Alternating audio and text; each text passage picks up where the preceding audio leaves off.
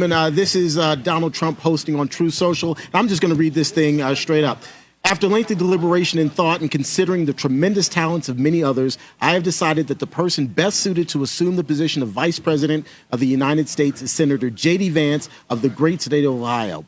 JD honorably served our country in the Marine Corps, graduated from Ohio State University in 2 years, summa cum laude, and is a Yale Law School graduate, where he was editor of the Yale Law, I'm sorry, I had to refresh here, of Yale Law Review, and president of Yale Law Veterans Association. JD's book, Hillbilly Elegy, became a major bestseller and movie as it championed the hardworking men and women of the country. JD has had a very successful business career in technology and finance, and now during the campaign will be strongly focused on the people he fought so brilliantly for, the American workers and farmers in Pennsylvania, Michigan, Wisconsin, Ohio, Minnesota, and far beyond. That is the entire post. So JD Vance is the running mate for Donald Trump. He will be the vice president, as we expect, obviously, both of them to be elected. All right, let's go right around the horn here. Brian Glenn, I want to begin with you because, look, one of my concerns about picking J.D. Vance was simply this. It'll be a $100 million Senate race in Ohio to fill that seat.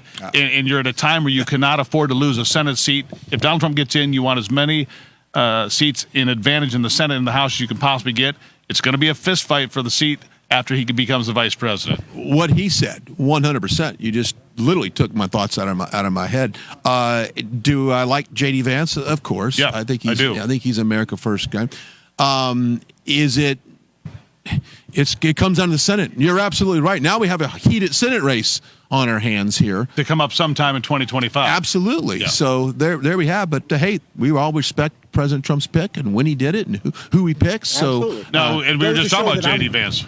Yeah, I was just getting ready to say, goes to show I have no clue what I'm talking about. I'm sorry, but in the office pool, you lost. I lost. I lost too, by the way. I lost as well. But Can you name your pick now? Well, I thought that Glenn Youngkin from Virginia was a pick because you would put 13 Electoral College votes into your column. But let's talk about some of the people that didn't make it.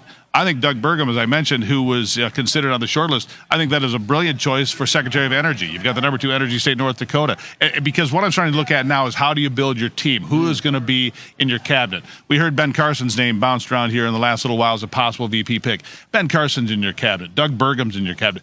Donald Trump is not going to make the same mistakes in the second go-round that he did in the first. Mm-hmm. He has the experience. He understands how deep and wide the swamp is now. Look.